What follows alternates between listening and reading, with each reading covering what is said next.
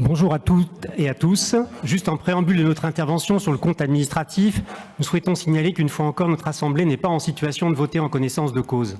Il importe que chacun des membres de notre Assemblée sache que nous avons demandé communication d'éléments comptables en amont de cette Assemblée plénière sur des dépenses de réception et que la CADA nous donne raison sur la communication de ces éléments concernant le dîner des sommets, mais également un déplacement du président de région à Las Vegas, éléments dont nous sommes toujours en attente et qui démontrent une fois de plus l'opacité budgétaire qui nuit à notre bonne information.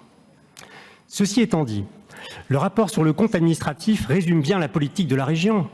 Rechercher à tout prix des indicateurs financiers plutôt que de satisfaire les besoins des Auvergnats rhône-alpins en termes de services, de formation, de transport, de lycées, de culture. Rechercher ces indicateurs financiers plutôt que d'agir immédiatement et plus massivement sur les enjeux climatiques, environnementaux et sociaux.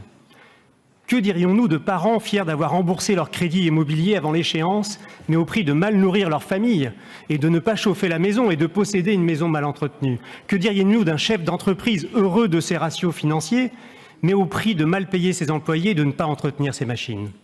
De ce point de vue, nous rejoignons donc l'avis du Césaire. Nous ne pouvons pas évaluer une politique sur des ratios financiers seuls, mais sur ce qu'elle apporte réellement. Or, que voyons-nous? Une pressurisation excessive des coûts de fonctionnement, entraînant globalement une perte de service.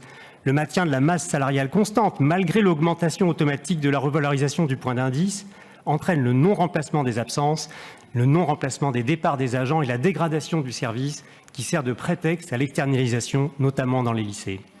Nous voyons des budgets insincères sur les fluides, il y a l'augmentation des coûts de chauffage non pris en compte dans les budgets.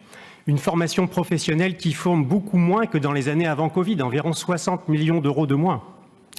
Une réduction, voire l'annulation pure et simple d'aide au fonctionnement, pourtant essentielle pour soutenir les parcs régionaux, les sites Natura 2000, l'ingénierie dans les petites communes, si nécessaire, la protection de l'environnement et bien sûr la culture, la baisse des subventions concernant le théâtre, la danse, les concerts, les festivals, mettant même en danger de nombreuses associations, de nombreux acteurs de notre territoire.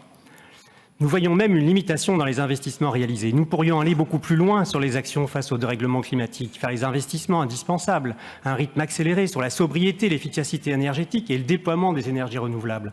Un manque d'ambition sur la transition énergétique des lycées, où la région est encore en train de programmer des rénovations dont certaines ont été prévues il y a plus de 10 ans. Des investissements insuffisants sur les transports en commun, pourtant essentiels à la transition énergétique et à la vie de nos territoires, notamment l'investissement sur les petites lignes. Toutes les dessertes fines du territoire méritent plus de moyens de la région. Enfin, vous affirmez que la signature de la région serait bonne grâce à sa bonne notation. Mais en réalité, la signature de la région n'est pas bonne. Elle n'est pas bonne quand vous annoncez des millions, voire des centaines de millions d'investissements sous forme d'autorisation de programme et que nous votons ensuite des centaines de millions d'annulations d'autorisation de programme. Et là, bien sûr, sans effet d'annonce. Par exemple, plus de 115 millions d'annulations sur les lycées, alors que les investissements à réaliser sont importants.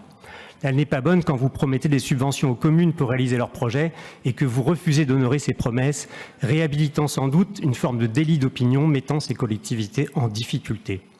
Elle n'est pas bonne, comme on le verra plus tard, quand même la Cour des comptes dit que la communication de la région sur les aides Covid au secteur économique est fallacieuse.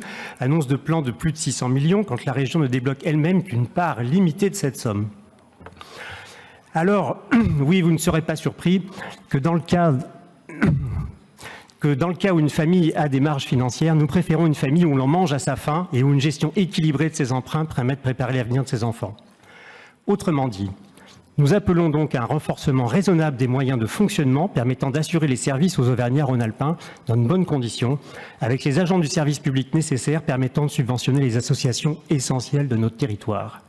Nous appelons également la région à accélérer massivement les investissements nécessaires pour la transition énergétique, la rénovation thermique des bâtiments, l'investissement massif dans les transports en commun pour la desserte fine des territoires.